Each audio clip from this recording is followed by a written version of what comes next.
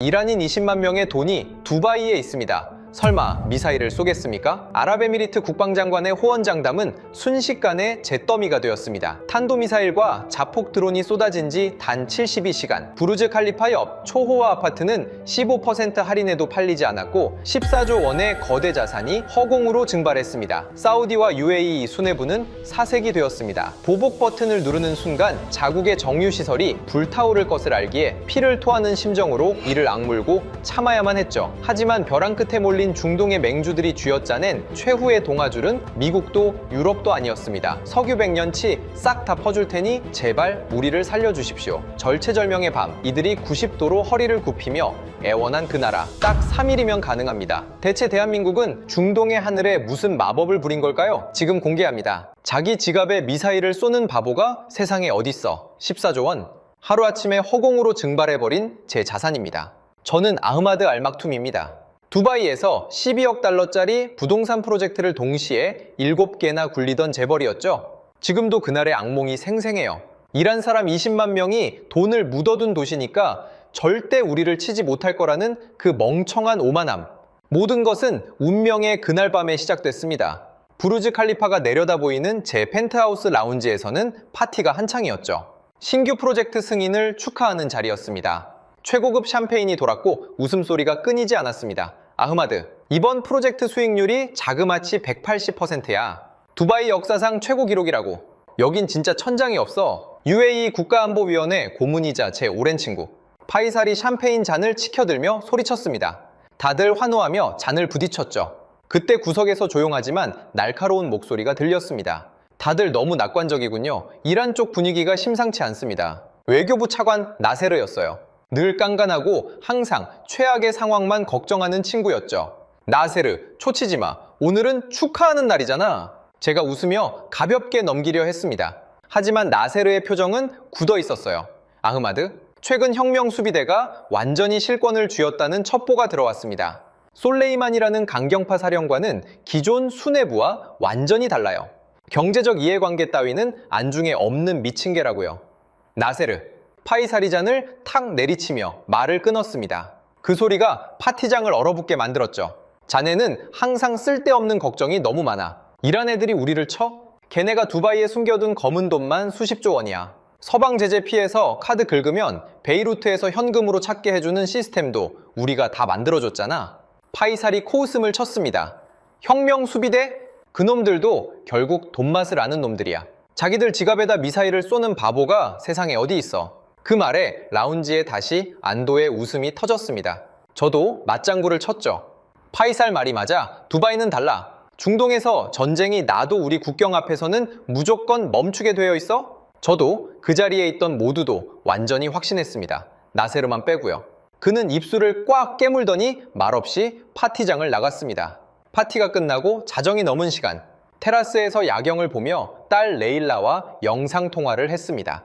레일라는 금융센터에서 애널리스트로 일하고 있었죠. 아빠, 오늘 또 우리 회사 주가 올랐어. 두바이는 진짜 무적인가 봐. 딸이 활짝 웃으며 말했습니다. 당연하지. 여긴 세상에서 제일 안전한 금고니까. 제가 부르즈 칼리파의 화려한 조명을 바라보며 대답했어요. 완벽했습니다. 영원할 것 같았죠? 새벽 2시 17분이었습니다. 갑자기 하늘 위로 하얀 불빛 줄기가 쫙 그어졌습니다. 처음엔 부유층들의 늦은 불꽃놀이인 줄 알았어요. 그런데 하나가 아니었습니다. 둘, 셋, 열. 까만 밤하늘이 순식간에 시뻘건 불대나처럼 환해졌습니다. 그리고 30년 동안 두바이에서 단 한 번도 울린 적 없던 끔찍한 소리가 터져나왔습니다. AI행, 방공 사이렌이었어요. 무쇠온 장난을 치는 거야. 훈련인가? 와인잔을 든 손이 덜덜 떨리기 시작했습니다. 그 순간 꽝! 제벨알리 항만 방향에서 거대한 불기둥이 솟구쳤습니다. 바닥이 미친 듯이 요동쳤고 테라스 유리가 박살나며 파편이 튀었죠. 두 번째 폭발, 세 번째 폭발. 부르즈 칼리파의 화려한 조명이 꺼졌습니다. 마리나 일대 수천 개 빌딩에 불이 텅 하고 동시에 나갔습니다. 완벽한 암흑이었습니다. 제 전화기가 미친 듯이 울리기 시작했어요. 파이살, 임원들, 레일라, 전부 다요. 아빠 괜찮아? 금융센터 쪽에도 폭발 소리가. 레일라, 나가지 마. 무조건 엎드려 있어. 거실로 뛰어들어 TV를 켰습니다. 모든 채널에서 붉은 자막이 흘러가고 있었어요. 긴급 속보, 이란 혁명수비대, 두바이 정역 타격 발표, 탄도미사일과 자폭 드론 수십 대 본토 강타. 저는 다리에 힘이 풀려 주저앉았습니다. 파이살의 그 비웃던 목소리가 귓가에 맴돌았어요. 자기 지갑에 미사일 쏘는 바보가 어딨어. 그 바보 같은 일이 지금 제 눈앞에서 벌어지고 있었습니다. 하지만 그 절망 속에서 저는 믿을 수 없는 광경도 목격했습니다. 하늘을 새까맣게 뒤덮은 이란의 드론대 사이로 저 멀리 사우디 국경 방향에서 요격 미사일들이 맹렬하게 솟아올라 불꽃을 터뜨리고 있었습니다. 나중에야 알게 된 사실이지만 그날 밤 두바이가 완전히 잿더미가 되는 걸 막아준 건 우리가 수천억을 주고 산 서방의 방공망이 아니었습니다. 사우디 사막 한가운데서 조용히 성능 테스트를 하고 있던 한국의 신형 요격 시스템 일부가 길목을 막아준 거였죠. 그 작은 나라의 무기가 아니었다면 제 펜트하우스째로 잿더미가 됐을 겁니다. 덜덜 떨리는 손으로 파이살에게 전화를 걸었습니다. 파이살, 이게 대체 무슨 일이야? 제벨 알리가 불타고 있어. 제가 피를 토하듯 소리 질렀습니다. 그런데 수화기 넘어 파이살의 목소리는 소름 끼치도록 차분했어요. 방금 자국 영토에 탄도미사일이 떨어졌는데 말입니다. 아흐마드, 당황하지 마. 내가 방법을 찾아볼게. 너는 일단 가만히 있어. 방법을 찾는다고? 도시가 박살이 나고 있는데 내가 알아서 할 테니까. 너는 아무것도 하지 말고 가만히 있어. 내일 아침이면 길이 보일 거야. 뚝! 전화가 끊겼습니다. 방법을 찾는다고? 미사일을 맞은 건 방금 전인데 어떻게 저렇게 차분할 수 있단 말인가? 등줄기에 식은땀이 흘렀습니다. 그때 어두워진 휴대전화 화면이 켜지며 나세르의 문자가 들어왔습니다. 내일 아침 증권거래소가 열리기 전에 모든 자산을 현금화해. 그리고 파이살을 조심해. 그는 이미 알고 있었어. 순간 숨이 턱 막혔습니다. 그때는 몰랐습니다. 하늘에서 떨어진 미사일은 그저 거대한 재앙의 신호탄일 뿐이었다는 걸. 진짜 우리를 멸망으로 몰아넣은 함정은 이란이 아니라 바로 우리 안에 파놓은 끔찍한 음모였다는 사실을 말입니다. 아워가이마 2부. 시장이 죽었다 뜬 눈으로 밤을 새웠습니다. 창밖으로 날이 밝아오고 있었지만 두바이의 하늘은 잿빛 연기로 뒤덮여 있었습니다. 페르시아만 위로 떠오르는 붉은 해가 제벨 알리 항만에서 솟구치는 검은 연기와 뒤섞여 마치 지옥의 풍경 같았죠. 하지만 미사일이 남긴 물리적인 파괴는 앞으로 닥칠 재앙의 예고편에 불과했습니다. 아침 8시. 저는 넥타이를 멜 정신도 없이 회사로 뛰어갔습니다. 차창 밖으로 보이는 풍경은 기괴했습니다. 평소라면 람보르기니와 페라리로 꽉 막혀 있어야 할 셰이크 자예드 도로가 텅 비어 있었고 짐을 가득 실은 밴들만 공항 쪽으로 미친 듯이 질주하고 있었습니다. 사무실 문을 박차고 들어가자마자 비서가 창백한 얼굴로 TV를 켰습니다. 경제 채널에 붉은색 속보 자막이 쉴 새 없이 쏟아지고 있었죠. UAE 증권거래소 개장 15분 만에 지수 대폭락, 이례적 전면 폐장 결정, 두바이 국제공항 모든 항공편 이착륙 전면 금지, 수만 명 체류객발 묶여, 골드만삭스 긴급 보고서 발표, UAE 부동산 거래량 전월 대비 49% 급감, 외국인 투자자 자본 이탈 가속화, 비트코인 등 가상화폐 통한 엑소더스 러시. 그야말로 대학살이었습니다. 회의실에는 이미 임원들이 넋이 나간 표정으로 모여 있었습니다. 재무이사가 덜덜 떨리는 손으로 아이패드를 내밀었죠. 아흐마드 부회장님, 큰일 났습니다. 오늘 아침 7시 기준으로 팜 주메이라 쪽에 15% 할인된 급매물이 수십 개 쏟아졌습니다. 그런데 사겠다는 사람이 단 한 명도 없습니다. 매수 호가가 아예 실종됐어요. 이 우리 프로젝트는 신규 오프 플랜 12개는 어떻게 됐어? 제가 책상을 내리치며 소리쳤습니다.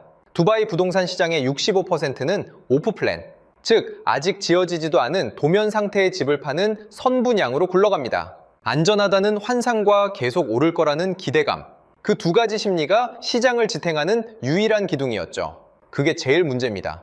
중국 큰손 투자자 3곳이 방금 전 동시에 환불을 요구하는 내용 증명을 보내왔습니다. 러시아 쪽 바이어들도 장음 납입을 거부하고 전액 반환을 요구하고 나섰고요. 재무이사의 이마에서 식은땀이 뚝뚝 떨어졌습니다. 합산 금액이 얼마야? 8억 달러입니다. 우리 돈으로 1조 원이 넘습니다. 순간 눈앞이 핑 돌았습니다. 지난 몇 년간 무려 60%나 폭등했던 두바이의 부동산 신화가 하루아침에 잿더미가 되어가고 있었습니다. 제 회사뿐만이 아니었죠. 두바이 최대 개발사인 MR의 주가는 개장 직후 26%나 폭락한 상태로 거래가 정지되었습니다. 이건 말도 안 돼. 이란 놈들이 대체 왜 우리를 친 거야? 우리가 자기들한테 어떻게 해줬는데? 제가 넥타이를 풀어 헤치며 짐승처럼 소리 질렀습니다. 네, 솔직히 고백하겠습니다. 두바이는 이란의 거대한 자금 세탁소이자 돈줄이었습니다. 미국과 서방 세계가 이란을 경제 제재로 옥죄일 때 숨통을 틔워준 게 바로 우리였으니까요. 수많은 환전소가 면허도 없이 이란의 검은 돈을 세탁했습니다. 다이아몬드, 미술품, 명품 시계로 둔갑한 이란의 자본이 두바이 항만을 통해 전 세계로 퍼져나갔죠. 두바이에서 신용카드를 긁으면 베이루트에 있는 헤즈볼라 간부가 빳빳한 달러 현찰로 찾아가는 미친 시스템까지 우리가 눈뜨가 마주고 만들어줬습니다. 그 대가로 우리는 막대한 수수료와 이란 부호들의 투자금을 빨아들여 마천루를 올렸습니다. 그래서 오만했던 겁니다. 우리가 자기들의 밥줄인데, 우리가 돈을 불려주는 금고인데 어떻게 감히 우리한테 미사일을 쏘겠어? 이스라엘보다 더 많은 탄도미사일과 자폭 드론을 우리 머리 위에 쏟아붓다니. 이건 상식적으로 말이 안 되는 일이었습니다.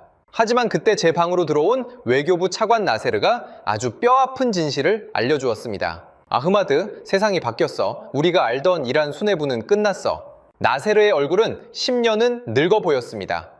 권력 공백이 생기자마자 혁명 수비대의 극단적 강경파인 솔레이만 모타메디가 모든 실권을 장악했어. 자네도 알지? 기존의 늙은 수뇌부들은 우리와 돈으로 얽혀 있었지만 솔레이만은 달라. 그 미친 개한테는 두바이의 검은 돈이나 경제 논리 따위는 안중에도 없어. 오직 종교적 광기와 적개심뿐이지. 나세르의 말을 듣는 순간 등골이 오싹해졌습니다. 우리가 돈으로 통제할 수 있다고 믿었던 맹수가 사실은 목줄이 끊어진 채 우리 목덜미를 노리고 있었던 겁니다. 그럼 이제 어떻게 해야 해, 나세르? 정부 차원의 대책은 있는 거야? 과거 금융위기 때처럼 정부가 나서서 막아야 할 거 아니야? 아흐마드, 제발 현실을 봐. 그때와는 달라. 그때는 장부에 적힌 숫자가 마른 거지만 지금은 하늘에서 진짜 폭탄이 떨어진 거야. 중동의 분쟁은 두바이 국경에서 멈춘다는 30년짜리 안전 브랜드가 어젯밤 1시간 만에 산산조각 났다고. 나세르가 절망적으로 고개를 저었습니다. 그때 파이살에게서 다시 전화가 걸려왔습니다. 아흐마드, 뉴스 보고 놀라지 마. 다 해결될 거야. 어젯밤부터 계속 거슬렸던 그 소름 끼치도록 차분한 목소리. 다 해결된다고? 내 회사가 1조 원을 토해내게 생겼어. 팜주메이라는 지금 유령 도시가 돼가고 있다고? 오후에 왕궁에서 최고 안보 회의가 열릴 거야. 내가 카드를 하나 준비하고 있어. 이 위기를 단숨에 뒤집을 수 있는 거야. 회의장에서 보자고. 전화가 뚝 끊겼습니다. 저는 멍하니 휴대전화를 내려다보았습니다. 나세르가 보낸 새벽의 문자가 떠올랐죠. 파이사를 조심해. 그는 이미 알고 있었어. 하늘에서 떨어진 이란의 미사일, 붕괴하는 두바이의 경제, 그리고 너무도 차분한 파이살의 목소리. 이 세 가지가 하나로 연결되는 순간 저는 숨을 쉴 수가 없었습니다. 진짜 폭탄은 이란이 쏜 게 아닐지도 모른다는 공포. 그리고 우리의 피를 말리는 진정한 굴욕은 아직 시작조차 되지 않았다는 사실을 그날 오후 왕궁 회의실에 들어가서야 뼈저리게 깨닫게 되었습니다. 자, 지3부. 보복할 수도 없는 굴욕 오후 2시. 아부다비의 카스르 알 와탄 왕궁. 평소라면 눈이 부시도록 화려한 이 백색의 궁전은 오늘만큼은 거대한 장례식장 같았습니다. 대리석 복도를 걷는 발소리조차 무겁게 가라앉아 있었죠. 저는 두바이 상공회의소 의장 자격으로 긴급 국가안보회의에 참석했습니다. 원탁에는 국가 최고 지도부와 군 수뇌부, 그리고 몇몇 핵심 경제인들이 둘러앉아 있었습니다. 회의실의 공기는 당장이라도 폭발할 것처럼 팽팽했어요. 즉각 보복해야 합니다. 우리의 F-16 블록 60과 미라주 전투기를 총동원해서 이란의 반다르 아바스 해군 기지를 초토화해야 합니다. 가만히 있으면 우리는 영원히 조롱거리가 될 겁니다. 공군 참모총장이 주먹으로 테이블을 내리치며 포효했습니다. 그의 눈은 핏발이 서 있었죠. 전적으로 동의합니다. 사우디아라비아 측과도 이미 한 라인이 열려 있습니다. 그들도 보복 공격에 동참할 준비가 되어 있습니다. 국방부 장관이 맞장구를 쳤습니다. 회의실은 금방이라도 전투기 시동을 걸듯 뜨겁게 달아올랐습니다. 저 역시 속으로는 그들에게 박수를 보냈습니다. 제 재산을 반 토막낸 이란 놈들에게 똑같이 갚아주고 싶었으니까요. 하지만 그 뜨거운 열기를 단숨에 얼려버린 건 아주 차분하고 건조한 목소리였습니다. 총장님, 그래서 속 시원하게 반다르 아바스를 불바다로 만들면 그 다음은 어떻게 책임지실 겁니까? 에너지부 장관이었습니다.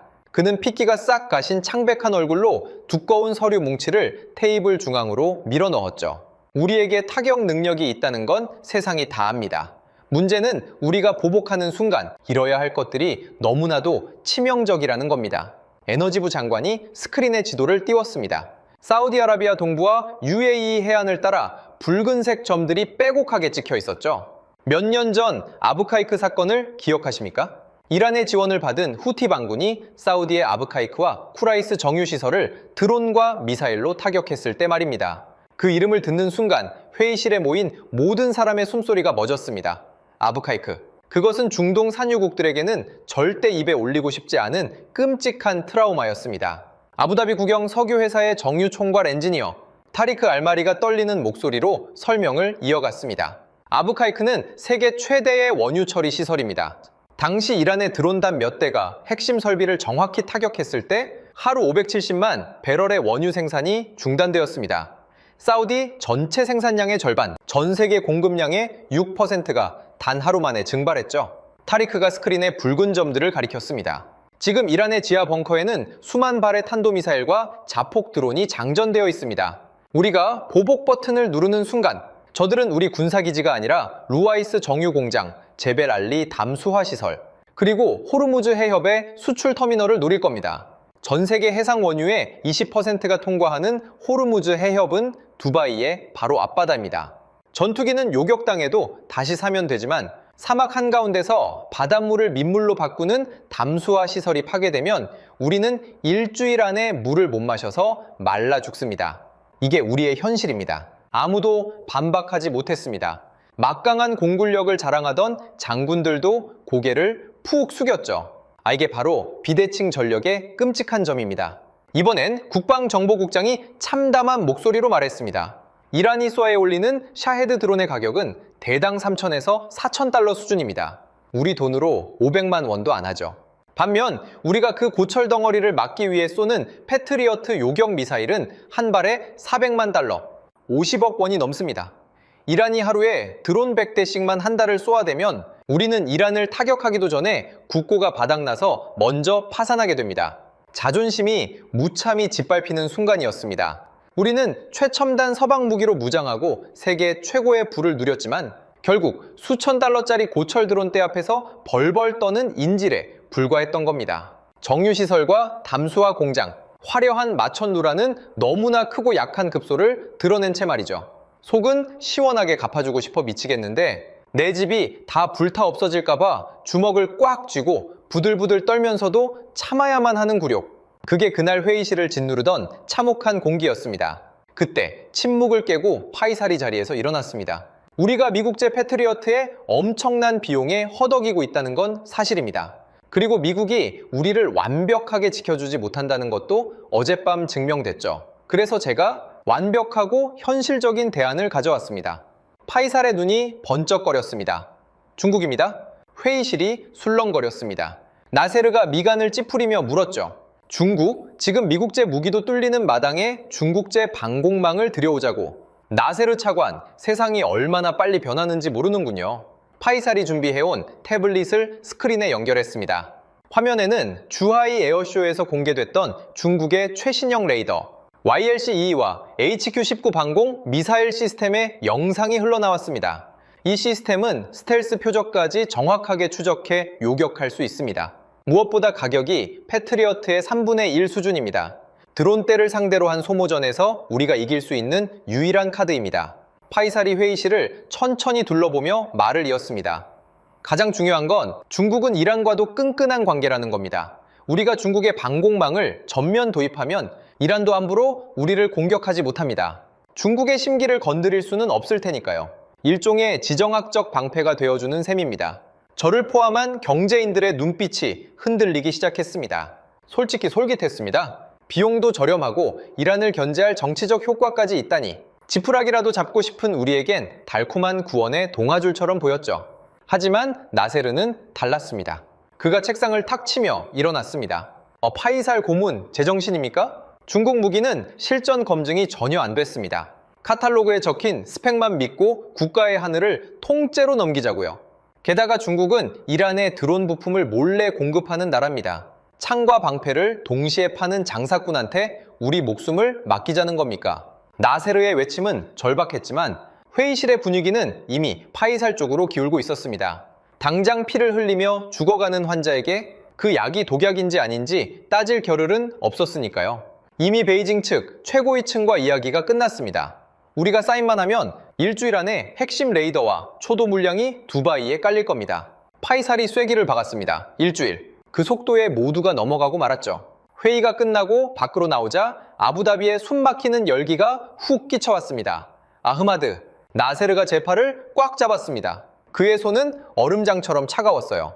파이살은 거짓말을 하고 있어. 일주일 안에 대공 방어망 전체를 도입하는 계약. 그런 건 국가 간 협상으로 최소 1년은 걸리는 일이야. 나세르가 주변을 두리번거리더니 제 귓가에 대고 속삭였습니다. 어제 미사일이 떨어지기 훨씬 전부터 파이살은 이미 이 모든 걸 세팅해두고 있었던 거야. 이란의 공격과 중국의 방패. 이게 우연의 일치라고 생각해 심장이 바닥으로 쿵 떨어지는 것 같았습니다. 하지만 그때까지만 해도 저는 친구를 의심하는 게 두려워 나세르의 경고를 애써 외면하려 했습니다. 회의장의 충격이 차에 가시기도 전에 두바이에는 진짜 생지옥이 펼쳐지고 있었습니다. 숫자로만 보던 경제 지표가 사람들의 피눈물로 바뀌어 도시를 덮치기 시작했으니까요. 차바무사부 72 시간의 기록 완공 회의에서 돌아온 후 저는 제 사무실 펜트하우스에 갇혀 있었습니다. 나세르의 경고가 귓가를 맴돌았지만 당장 제 눈앞에서 무너져 내리는 제국을 수습하는 게 먼저였죠. 미사일이 떨어진 지 정확히 72시간. 그 3일 동안 두바이에서 벌어진 일은 전쟁 교본에도 없는 완벽한 경제적 대학살이었습니다. 폭탄은 건물 몇 채를 부셨을 뿐이지만 공포라는 이름의 전염병은 30년 공들여 쌓은 신기루를 단숨에 증발시켰습니다. 저는 1분 1초 피가 마르는 심정으로 그 붕괴의 타임라인을 똑똑히 지켜봐야 했습니다. 미사일 타격 후 18시간. 골드만삭스의 긴급 보고서가 두바이 금융가를 강타했습니다. 전년 동기 대비 부동산 거래량 37% 감소, 전월 대비 49% 급감. 단순히 거래가 줄어든 게 아니었습니다. 매수자 자체가 증발해버린 겁니다. 두바이 부동산은 65%가 오프플랜, 즉 앞으로 지어질 집을 파는 시장입니다. 안전하다는 믿음이 사라지자 모래 위에 지은 성은 순식간에 허물어졌습니다.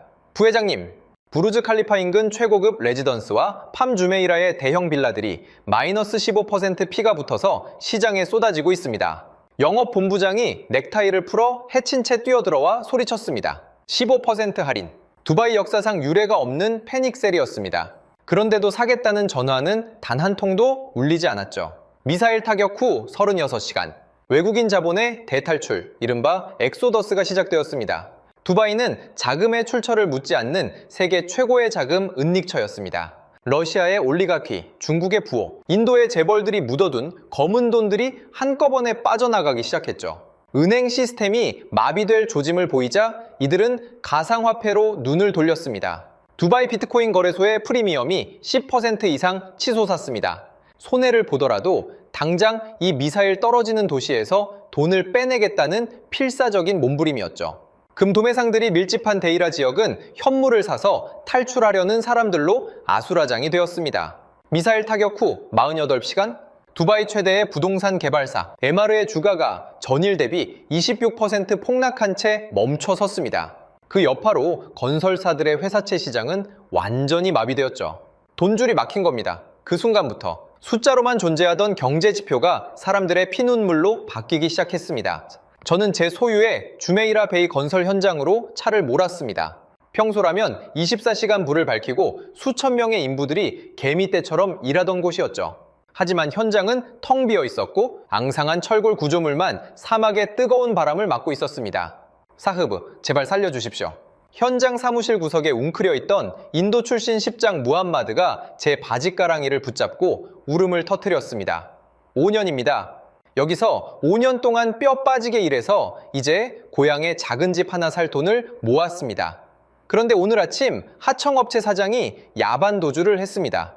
제 동료들 월급 석 달치를 들고 튀었다고요. 그의 거칠고 까맣게 탄 손이 파르르 떨리고 있었습니다. 건설사들이 대금 지급을 미루자 하청업체들이 줄도산하기 시작했고 가장 밑바닥에 있던 외국인 노동자들이 제일 먼저 거리에 나앉은 겁니다. 저는 아무 말도 할 수 없었습니다. 제 주머니에도 그들에게 줄 현금이 말라가고 있었으니까요. 도시는 급속도로 유령 도시로 변해갔습니다. 두바이몰 근처에서 만난 영국인 부동산 중개인 사라는 신경소해약에 걸린 사람처럼 중얼거렸습니다. 어제까지만 해도 하루에 3건씩 가계약서에 도장을 찍었어요. 그런데 오늘 제 휴대전화가 고장난 줄 알았어요. 아침부터 지금까지 단 한 통의 전화도 오지 않아요. 예약되어 있던 집 보기 일정은 전부 취소됐고요. 나 영국으로 돌아가야 할까요? 세계에서 가장 분주했던 두바이 국제공항이 폐쇄되면서 파키스탄 출신 택시기사 알리는 운전대에 얼굴을 묻고 오열했습니다. 관광객이 없습니다. 거리가 텅 비었어요. 당장 다음 주에 택시 렌트비를 내야 하는데 수중에 50디르함밖에 없습니다. 고향에 있는 아이들 분유값은 어떻게 합니까? 미사일 타격 후 72시간. 저는 결국 제 입으로 사망 선고를 내려야 했습니다. 알막툼 부동산 그룹 사나 7개 신규 프로젝트의 전면 중단을 선언합니다. 제 그룹의 유동성 위기를 공식 발표하는 기자회견장. 플래시 세례 속에서 제 손은 미세하게 떨리고 있었습니다. 일시적인 자금 경색일 뿐 두바이는 반드시 회복할 것입니다. 애써 태어난 척 말했지만 제 목소리에는 아무런 확신도 없었죠. JP모건의 잔인한 전망 보고서가 제 책상 위에 놓여 있었습니다.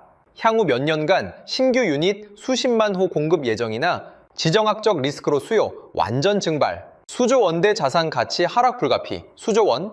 제가 30년간 땀 흘려 쌓아 올린 제국이, 제가 자랑스러워했던 이 화려한 도시가 단 3일 만에 무너져 내린 겁니다. 회견장을 빠져나와 텅 빈 복도를 걷는데 제 귓가에 파이살에 그 소름 가득 끼치는 웃음소리가 환청처럼 들려왔습니다. 중국이 우리의 방패가 되어주기로 했다고.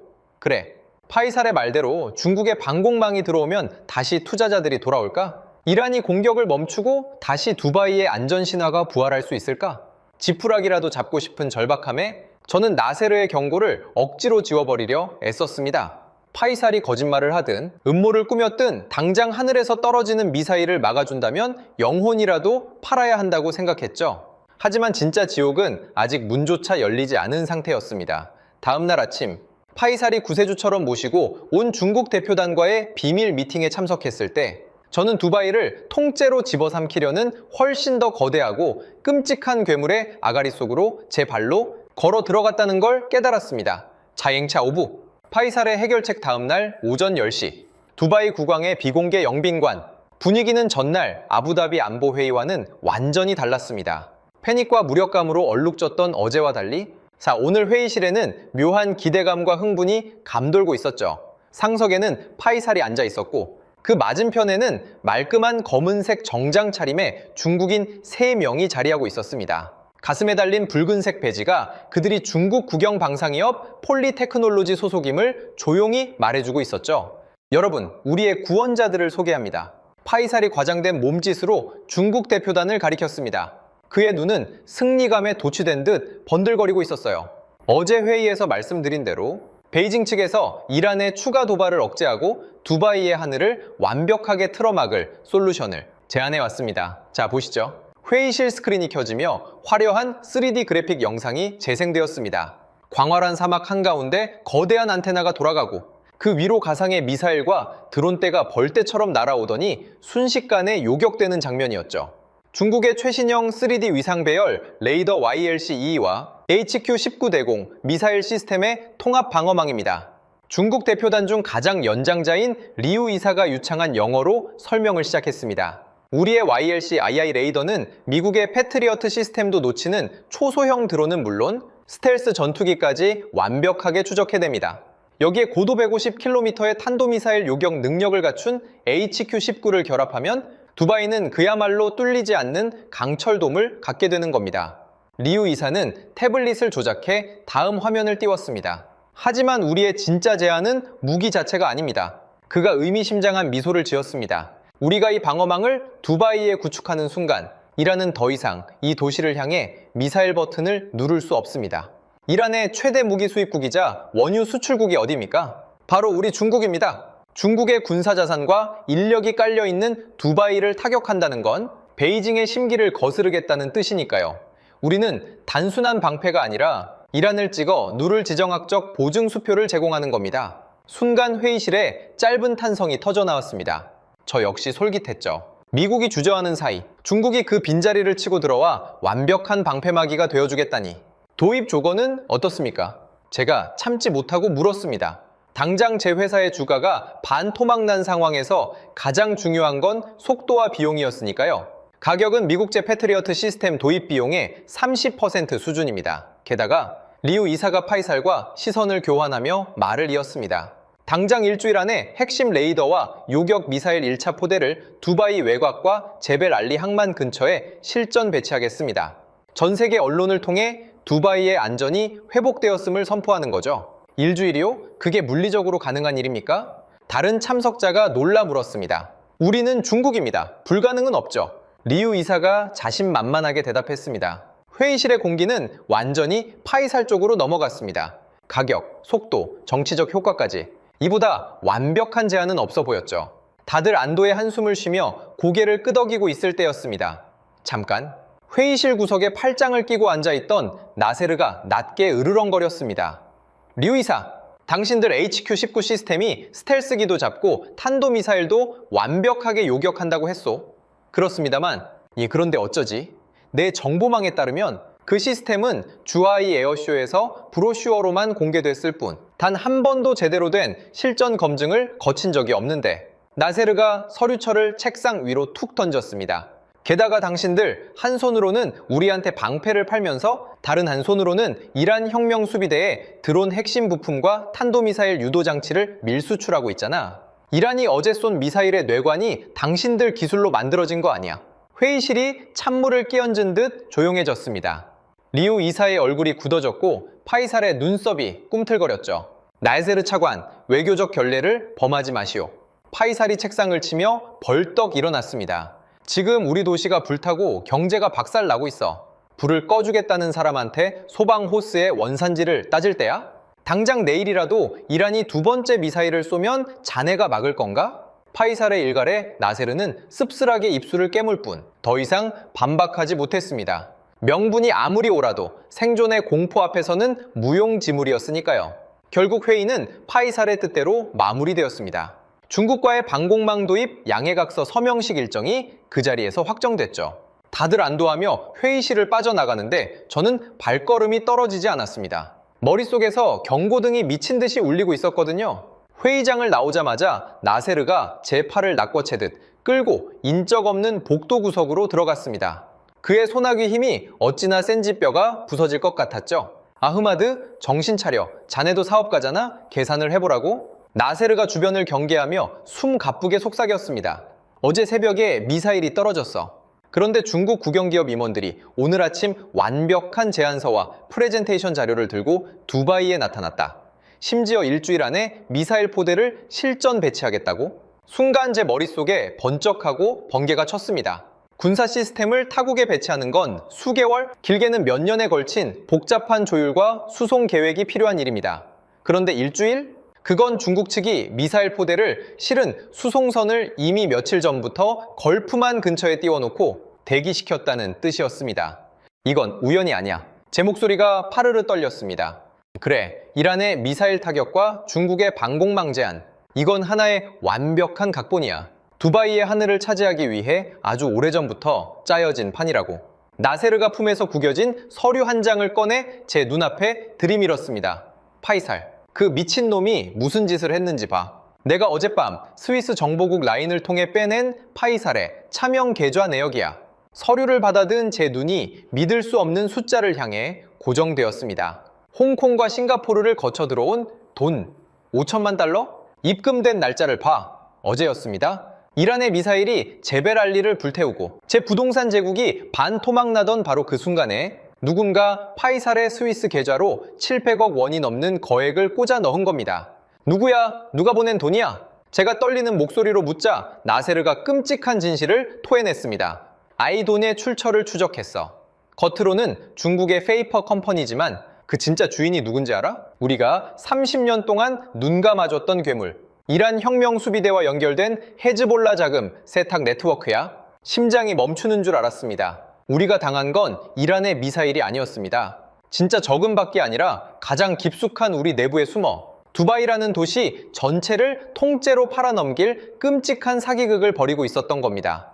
차이 자맘 6부. 이란의 그림자 5천만 달러. 그것도 이란 혁명 수비대와 연결된 헤즈볼라 자금망에서 나온 돈이라고? 저는 복도벽에 기대어 숨을 헐떡였습니다. 눈앞이 새하얘지고 다리에 힘이 풀려 주저앉을 뻔한 것을 나세르가 억지로 부축해 세웠죠. 아, 그래. 우리가 30년 동안 쉬쉬하며 눈 감아줬던 그 더러운 돈. 그 돈이 파이살의 스위스 계좌로 흘러 들어갔어. 나세르의 목소리는 분노로 떨리고 있었습니다. 이 대목에서 저는 이 이야기를 듣고 계신 여러분께 두바이의 가장 어둡고 치부스러운 비밀 하나를 고백해야겠습니다. 두바이 구도심에 있는 무르시드 바자르라는 옛 시장을 아십니까? 겉보기엔 그저 향신료와 직물을 파는 평범한 아랍의 전통시장입니다. 하지만 그 이면은 다릅니다. 그곳은 이란이 바깥 세상과 연결되는 거대한 혈관이자 세계 최대의 불법 자금 세탁소였습니다. 미국과 국제사회가 이란의 목줄을 죄기 위해 강력한 경제 제재를 퍼부을 때 이란의 돈은 수면 아래로 숨어들었습니다. 그리고 그 돈이 향한 곳이 바로 우리 두바이였죠. 면허도 없는 불법 환전소들이 골목마다 독버섯처럼 피어났습니다. 그들은 은행망을 쓰지 않았습니다. 이란에서 넘어온 돈은 순식간에 수십억짜리 다이아몬드, 스위스제 명품 시계, 고급 미술품으로 둔갑해 국경을 넘었습니다. 페이퍼 컴퍼니를 세워 허위 인보이스를 발행하고 수입 단가를 조작하는 건 기본이었죠. 심지어 두바이의 금은방에서 신용카드를 긁으면 레바논 베이루트의 뒷골목에서 헤즈볼라 조직원이 그 금액만큼의 달러 현찰을 챙겨가는 마법, 같은 시스템까지 돌아가고 있었습니다. 미국 재무부가 추산한 바에 따르면 이란 혁명수비대 쿠드스군이 이런 불법 환전 네트워크를 통해 헤즈볼라에 송금한 돈만 10억 달러가 넘습니다. 우리 두바이 정부가 그걸 몰랐을까요? 천만의 말씀입니다.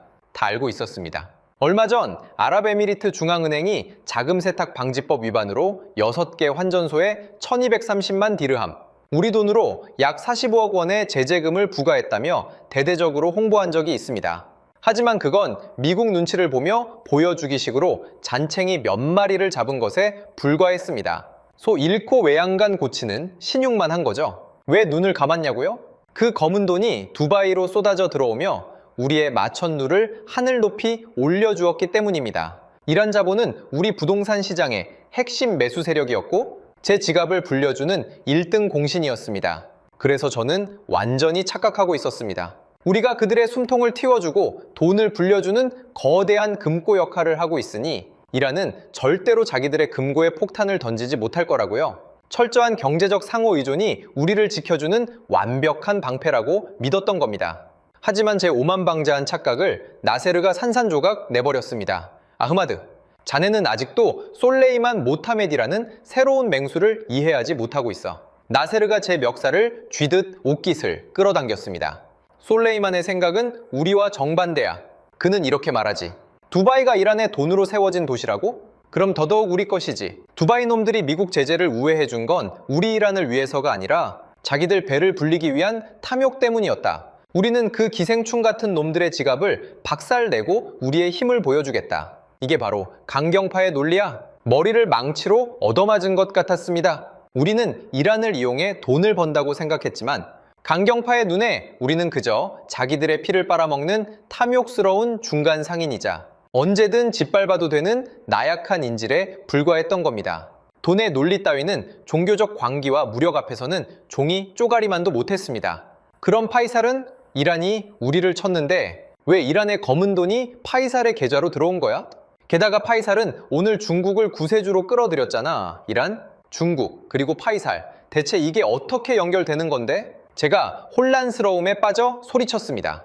머릿속에서 끔찍한 퍼즐 조각들이 돌아다니고 있었지만 차마 그 그림을 완성할 용기가 나지 않았습니다. 파이살이 우리 조국을 배신했다는 사실을 인정하고 싶지 않았거든요.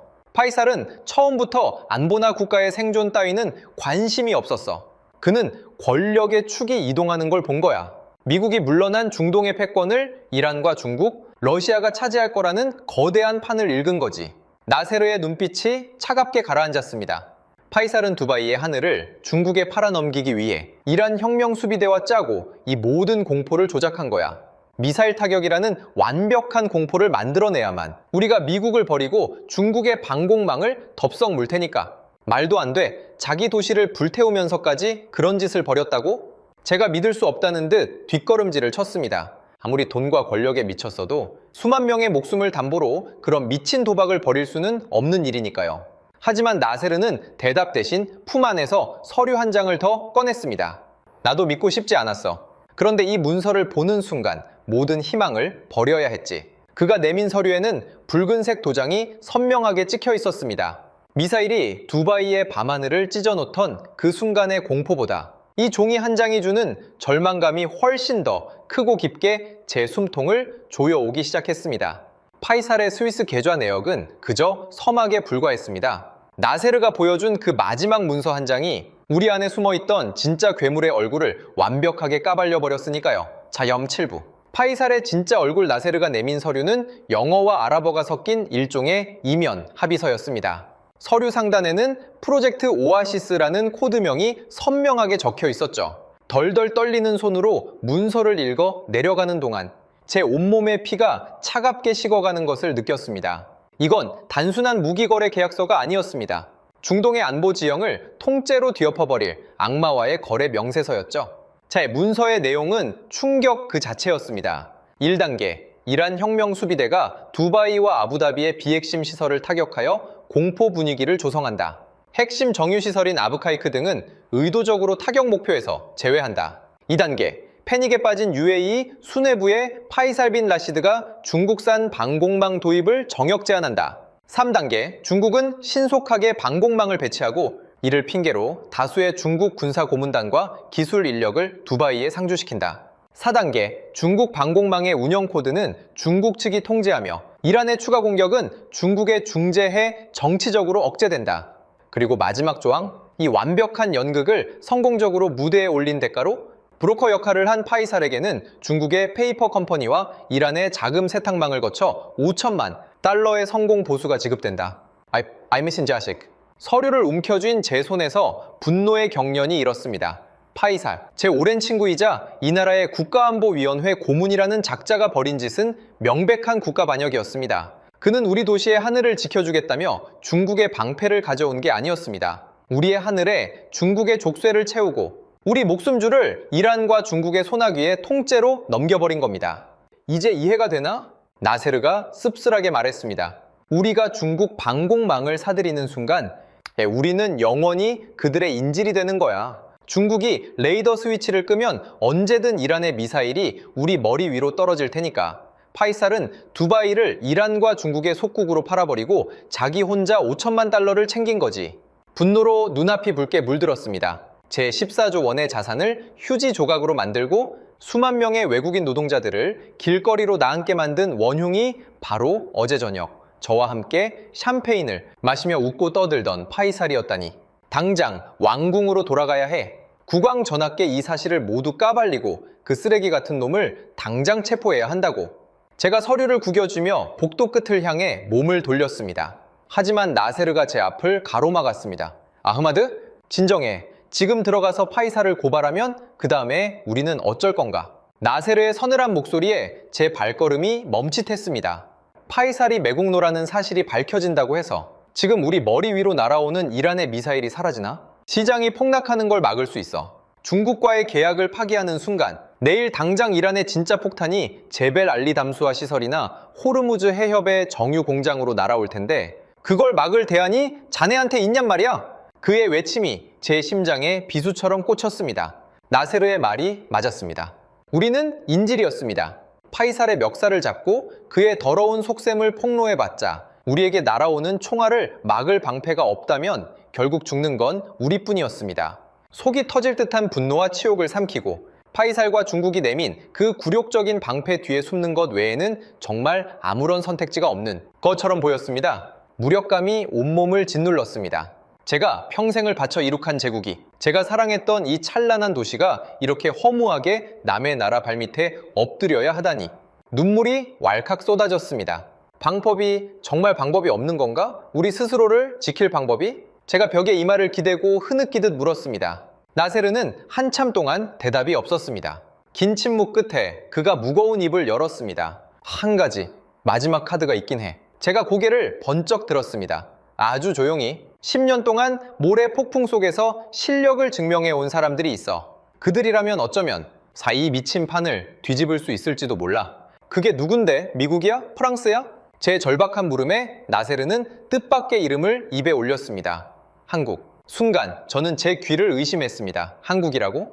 솔직히 고백하건대 제 머릿속에 떠오른 한국의 이미지는 K-팝이나 삼성 스마트폰, 아니면 성능 좋은 에어컨을 만드는 나라 정도였습니다.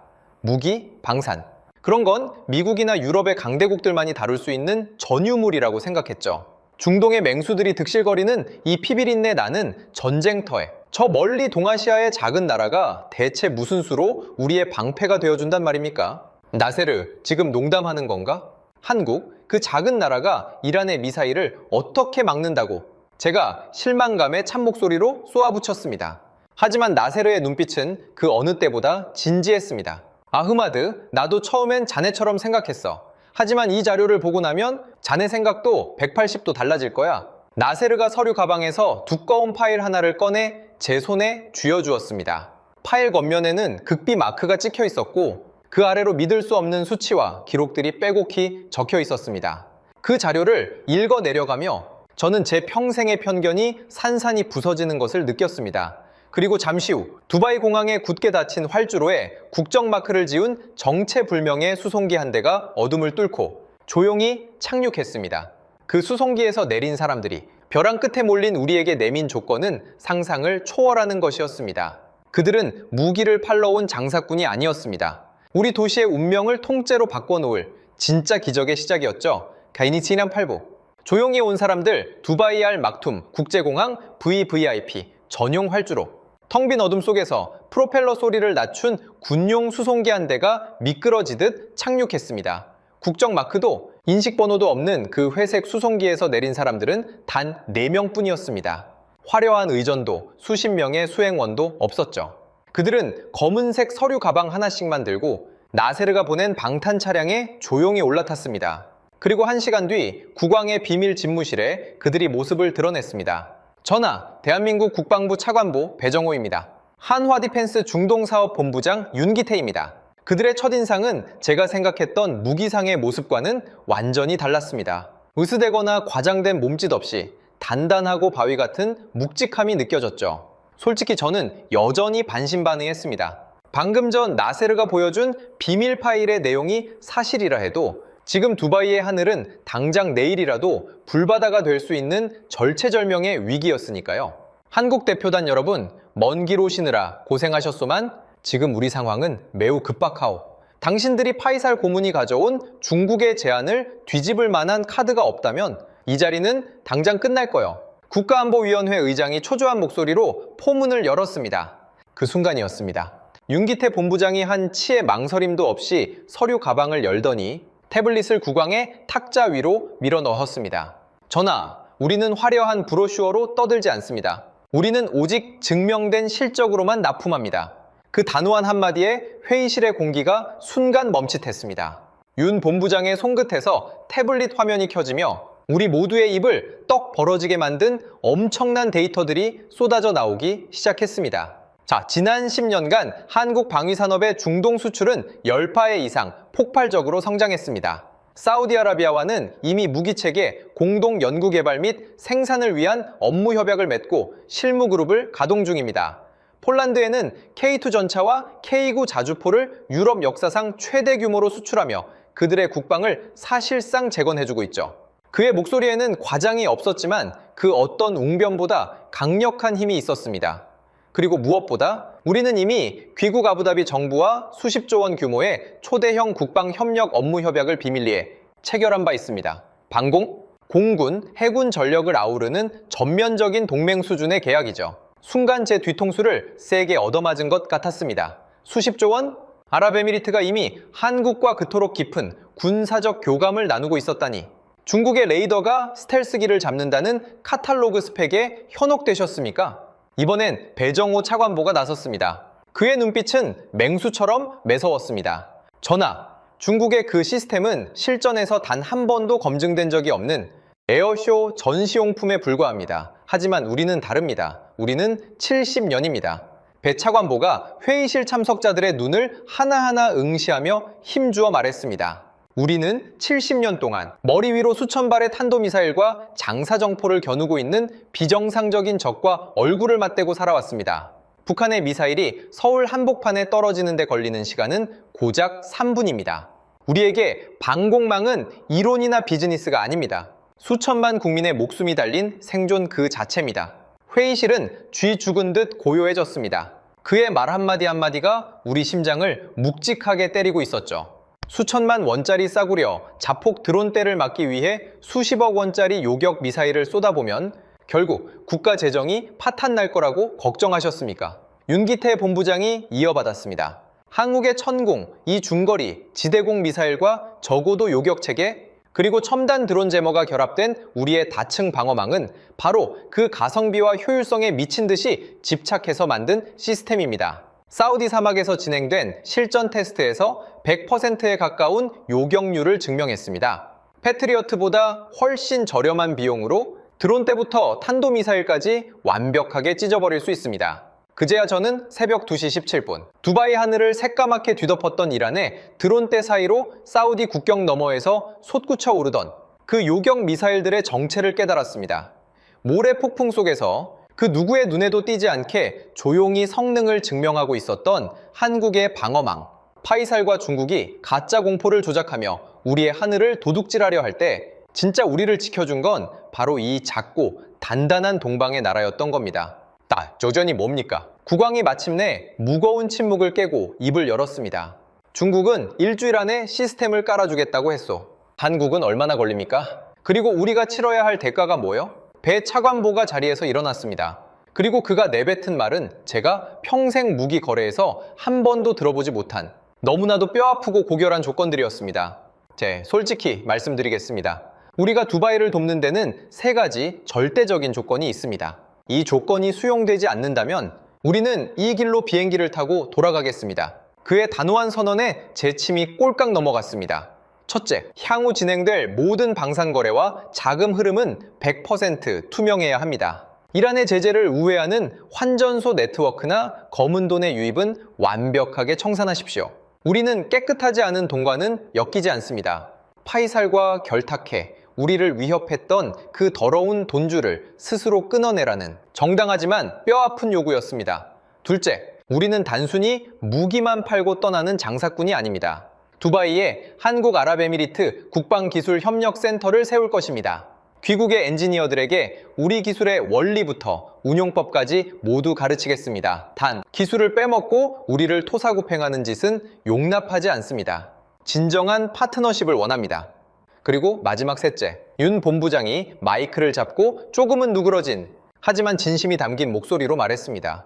저희 할아버지는 6.25 전쟁 당시 피난민이었습니다. 온 나라가 잿더미가 되었을 때 조건 없이 우리를 도와준 국제사회의 손길을 우리는 단 하루도 잊은 적이 없습니다. 우리가 원하는 건 단순한 무기 거래가 아닙니다. 10년, 아니 100년을 함께 갈 진짜 신뢰입니다. 순간 저는 쥐구멍에라도 숨고 싶을 만큼 깊은 부끄러움을 느꼈습니다. 우리는 30년 동안 두바이를 찾아온 수많은 외국 기업들을 돈으로만 대했습니다. 필요할 땐 단물을 빼먹고 필요 없어지면 가차없이 내쫓았죠. 신뢰라는 단어는 우리 계산기에는 없는 항목이었습니다. 그런 우리에게 한 번도 침략을 해본 적은 없지만 수없이 침략을 당하며 잿더미에서 세계 6번째 군사, 강국으로 일어선 나라가 진정한 신뢰가 무엇인지 뼈저리게 가르쳐주고 있었던 겁니다. 저는 이분들을 믿습니다. 제가 자리에서 벌떡 일어나 소리쳤습니다. 미국은 우리에게 무기를 팔면서 동시에 이란과 물밑 협상을 했습니다. 중국은 우리에게 방패를 주겠다며 파이사를 매수해 우리의 목줄을 쥐려 했죠. 하지만 한국은 다릅니다. 이들은 70년 동안 우리와 똑같은, 아니 우리보다 더 끔찍한 미사일 위협과 싸워온 유일한 나라입니다. 반대파의 웅성거림도 제 절박한 외침을 덮지 못했습니다. 다음날 국왕의 특별 지시로 반역자 파이살은 국가보안법 위반으로 비밀리에 긴급 체포되었습니다. 그리고 그가 중국과 맺으려던 프로젝트 오아시스는 휴지 조각처럼 폐기되었죠. 대신 그 빈자리는 한국과의 전면적인 국방경제동맹이라는 거대한 역사로 채워지기 시작했습니다. 하야업 9부. 강철매의 첫 비행, 한국과의 협약에 사인이 떨어진 그날 밤부터 두바이의 시계는 미친 듯이 빨라졌습니다. 저는 도저히 잠을 이룰 수가 이제 없어 다시 사무실로 나갔습니다. 그런데 새벽 4시 제벨알리 항만 쪽에서 들려오는 굉음의 창가로 달려갔죠. 거대한 한국 국적의 화물선들이 항만에 줄지어 입항하고 있었습니다. 갑판 위에는 푸른 천으로 덮인 거대한 컨테이너들이 산처럼 쌓여 있었어요. 부회장님, 한국 측이 사우디 사막에 배치해두었던 청웅 2포대의 일부와 적어도 요격 시스템을 즉시 전용해서 보내왔답니다. 비상항공편으로 정비 인력 200명도 이미 도착했고요. 비서가 헐떡이며 보고했습니다. 저는 망원경으로 그 광경을 지켜보며 입을 다물지 못했습니다. 중국이 일주일을 자랑할 때 한국은 그 절반의 시간 만에 진짜 무기를 두바이 땅에 실어 나르고 있었던 겁니다. 말이 아니라 행동이었죠. 다음 날 새벽, 솔레이만의 이란은 우리의 변심을 응징하기 위해 두 번째 발톱을 드러냈습니다. 부회장님, 비상입니다. 이란 쪽에서 자폭 드론 40대 이상이 호르무즈 해협을 넘어 두바이 방향으로 날아오고 있습니다. 저는 사색이 된 채 옥상으로 뛰어 올라갔습니다. 새벽 하늘 저편에서 검은 점들이 벌떼처럼 다가오는 것이 보였어요. 또다시 그날 밤의 악몽이 반복되는 줄 알았습니다. 하지만 그 순간이었습니다. 쉬익, 쾅! 도시 외곽의 사막에서 새하얀 화염을 뿜으며 무언가가 솟구쳤습니다. 한 발이 아니었습니다. 5발, 10발, 20발. 한국의 천궁, 이 미사일이 정확하게 발사관에서 튀어올라 까만 하늘로 빨려 들어갔습니다. 펑, 펑, 펑. 상공에서 거대한 폭발음이 연달아 터졌습니다. 이란의 드론대가 두바이 시가지에 도달하기 한참 전 사막 상공에서 단 한 대도 남김없이 산산조각이 났습니다. 동이 트는 새벽 하늘이 한국 미사일이 만들어낸 폭발의 섬광으로 환하게 밝아왔죠. 막았어, 막았어. 옆에 있던 비서가 펄쩍펄쩍 뛰었습니다. 저는 다리에 힘이 풀려 옥상 바닥에 주저앉고 말았어요. 안도의 눈물이 주룩주룩 흘러내렸습니다. 그날 오전 한국 측은 단 한 건의 피해도 없이 모든 위협을 차단했다고 공식 발표했습니다. 요격률 100%. 이 한 번의 완벽한 방어가 두바이 사람들의 마음에서 공포를 단숨에 걷어내 버렸습니다. 같은 날 오후 국왕직속 안보법정에서는 파이살에 대한 비공개 재판이 빛의 속도로 진행되었습니다. 그의 스위스 비밀 계좌, 헤즈볼라 자금망과의 연결고리, 프로젝트 오아시스 문서까지 모든 증거가 쏟아져 나왔죠. 한때 국가안보위원회 고문으로 이 나라의 안보를 책임지던 그 화려한 사내는 죄수복을 입고 고개를 푹 숙인 채 종신형을 선고받았습니다. 그리고 시장이 반응하기 시작했습니다. 부회장님, 골드만삭스에서 긴급 보고서가 떴습니다. 두바이의 방공 리스크 해소. 매수 의견으로 상향입니다. 재무이사가 환호성을 지르며 뛰어들어왔습니다. 동시에 MR의 주가가 거래 재개와 함께 상한가를 쳤고 빠져나갔던 외국인 자본의 일부가 다시 슬금슬금 두바이의 은행 계좌로 흘러들어오기 시작했습니다. 물론 모든 것이 하루아침에 회복된 건 아니었습니다. 한 번 깨진 신뢰는 쉽게 붙지 않는 법이니까요. 하지만 적어도 우리는 더 이상 인질이 아니었습니다. 우리 머리 위에 우리가 직접 선택한 그리고 실제로 작동하는 진짜 방패가 펼쳐졌으니까요. 개후의 10부, 절반의 회복, 그날의 악몽으로부터 14일이 지났습니다. 두바이 마리나의 스카이라인에는 다시 불이 켜졌습니다. 증권거래소는 거래를 재개했고 알 막툼 국제공항에는 다시 관광객들이 캐리어를 끌고 들어오기 시작했죠. 겉보기에는 예전의 활기를 되찾은 듯 했습니다. 하지만 제 주머니 사정은 달랐습니다. 부동산 거래량은 회복세를 보이고 있지만 여전히 폭락 이전의 60% 수준에 머물러 있습니다. 시티은행의 냉정한 분석대로 향후 몇 년간 자산 가치가 서서히 우하향할 것이라는 꼬리표가 붙어버렸죠. 영원히 꺼지지 않을 것 같던 두바이의 거품이 절반쯤 거친 셈입니다. 아빠, 그래도 우리 최악은 피했잖아? 제 사무실 소파에 앉아 커피를 마시던 레일라가 옅은 미소를 지으며 말했습니다. 그래, 최악은 피했지. 저는 창밖으로 보이는 제벨알리 항만을 바라보며 고개를 끄덕였습니다. 항만 주변 사막에는 한국의 청웅 2형 지대공 미사일 포대가 촘촘하게 박혀 있습니다. 며칠 전 있었던 실전 요격에서 이란의 자폭 드론 40여 대를 단 한 대도 남기지 않고 완벽하게 산산조각 내며 그 위력을 증명했죠. 그 압도적인 퍼포먼스 앞에 이란 강경파의 도발 시위도 슬그머니 자취를 감추었습니다. 더 놀라운 변화는 두바이 외곽에 세워진 한국 UAE 국방기술협력센터에서 일어나고 있었습니다. 며칠 전 센터를 방문했을 때 저는 눈을 의심했습니다. 하얀 칸두라를 입은 UAE의 젊은 엔지니어들이 땀을 뻘뻘 흘리며 한국 기술자들과 머리를 맞대고 레이더 회로를 분석하고 있었거든요. 사흐브, 이것 보십시오. 한국 전문가들은 무기만 덜렁 넘겨주고 가는 게 아닙니다. 어떻게 신호가 잡히고 어떻게 요격하는지 그 근본적인 원리부터 우리에게 가르쳐주고 있습니다. 우리를 부품 교체하는 기계가 아니라 진짜 파트너로 대우해준다니까요. 기쁨에 들뜬 젊은 엔지니어의 목소리에 저는 코끝이 찡해졌습니다. 돈으로 모든 것을 살 수 있다고 믿었던 우리에게 한국은 땀 방울이 섞인 진정한 자립의 길을 가르쳐주고 있었던 겁니다. 신로에는 한번 깨지면 완전히 회복되지 않는다. 협약 서명식 직후 윤기타의 본부장이 제게 했던 말이 떠올랐습니다.